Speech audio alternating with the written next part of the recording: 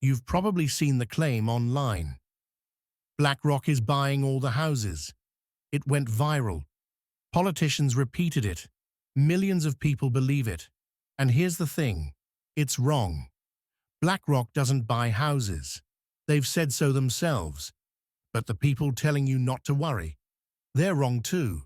Because while everyone was arguing about BlackRock, the actual companies buying your neighborhood were doing it in plain sight, spending $150 million a week on foreclosed homes, flipping entire zip codes into rental portfolios, and turning the American dream into a subscription service. This isn't a conspiracy theory. It's a business model. And it started with the worst financial crisis in modern history. In 2008, the American housing market collapsed. You know the story. Subprime mortgages, predatory lending, banks packaging toxic debt as AAA securities. When the dust settled, 9 million American families had lost their homes to foreclosure. 9 million. Entire neighborhoods sat empty. Houses that families had spent decades paying for were suddenly worth half what they owed. For ordinary Americans, it was a catastrophe. For Wall Street, it was a fire sale. Enter Blackstone, not BlackRock, Blackstone, the world's largest private equity firm, led by Stephen Schwarzman, a man worth over $40 billion. In 2012, Blackstone created a subsidiary called Invitation Homes. Its mission: buy as many foreclosed houses as possible, as fast as possible. And when I say fast, I mean $150 million worth of houses. Every single week. They bought homes at foreclosure auctions. They bought them through local brokers. They bought them in bulk, directly from banks. The same banks that had caused the crisis in the first place. By 2016, Invitation Homes owned more than 50,000 single-family houses across 14 states. Blackstone had spent over $10 billion, and they weren't the only ones. Blackstone's bet attracted a wave of institutional money.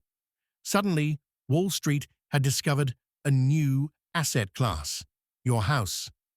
American Homes, For Rent, Progress Residential, Tricon, First Key Homes, Pretium Partners, founded by a former Goldman Sachs executive who'd made his fortune betting against mortgages during the crisis.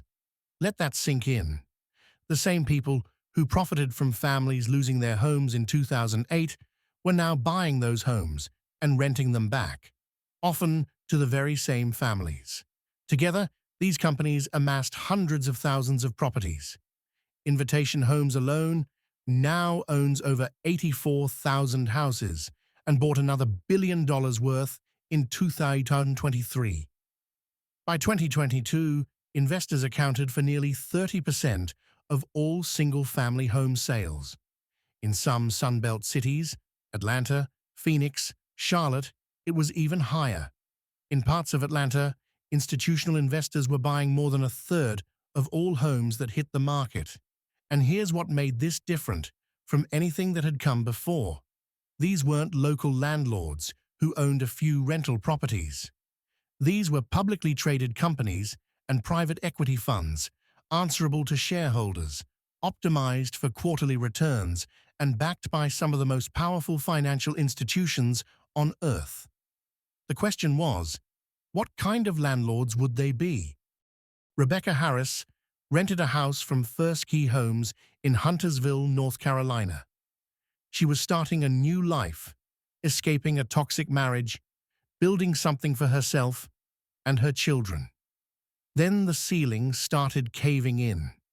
Over 4 years, the home was plagued with problems: a sewage leak that flooded the first floor, a sink that fell off the bathroom wall, water damage spreading through her son's bedroom ceiling. When Harris withheld rent because of the maintenance issues, First Key didn't fix the house. They filed to evict her. Harris's story isn't unusual. Research has found that corporate landlords file for evictions at significantly higher rates than small-time landlords.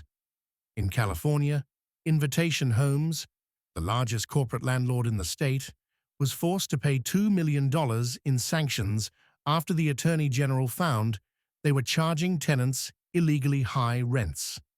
The private equity stakeholder project, a watchdog group, documented a pattern. Corporate landlords hiking rents aggressively, cutting maintenance costs to boost margins, and using automated systems to file evictions faster than any individual landlord ever could. Between 2020 and 2023, rents for single-family homes exploded. Tampa, up 44%. Phoenix, 43%. Atlanta, 35%. These are the exact cities where institutional investors had concentrated their purchases. The national average was 24%. The corporate landlord cities were nearly double. Industry advocates insist they don't own enough homes to influence prices. Large institutions held roughly 5% of single-family rentals nationally. But in the specific neighborhoods where they bought heavily, they held far more. And their pricing algorithms set the benchmark for every landlord around them. Here's the part nobody talks about: how the money actually works. In 2017, Blackstone took Invitation Homes public.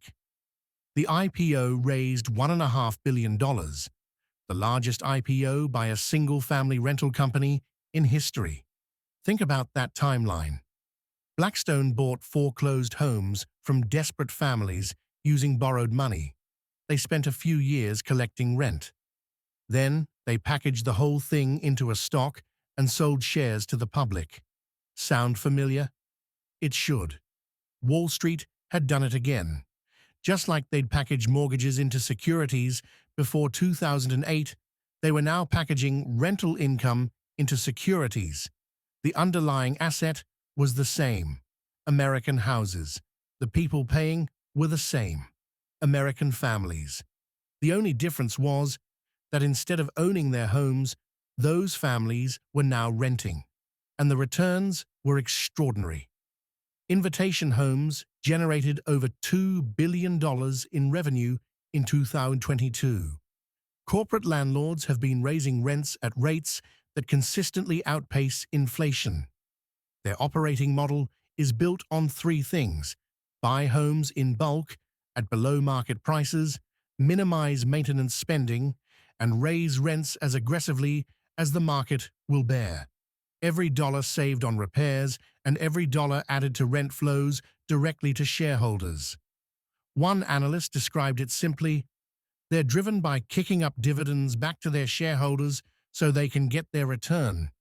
In 2022, MetLife Investment Management published a forecast that sent shockwaves through the housing world. By 2030, they predicted institutional investors could control 40% of all single-family rental homes in America, up from 5% in 2022 to 40% by 2030. If that projection holds, it would represent one of the largest transfers of housing wealth in American history, from individual homeowners to institutional investors. And it's not just about who owns the houses, it's about who gets to buy them. When a Wall Street fund makes an all-cash offer on a house, no inspection contingency, no mortgage approval needed, closing in 2 weeks, a first-time buyer with a 30-year mortgage can't compete. The house isn't even on the market long enough for a normal family to make an offer. The Federal Reserve Bank of Atlanta found that in some neighborhoods, institutional buyers were acquiring homes within days of listing, often above asking price, making it mathematically impossible for individual buyers to compete. Every home that goes to an investor is one fewer home available for a family to build equity. And equity, home equity, has historically been the single largest source of wealth for middle-class Americans. Wall Street isn't just buying houses. They're buying the mechanism by which ordinary people build wealth. Politicians have started to notice. Senator Jeff Merkley of Oregon introduced a bill to end corporate ownership of single-family homes entirely. "This is the time to act," he said. "The more they own, the more they'll lobby." He wasn't wrong about the lobbying.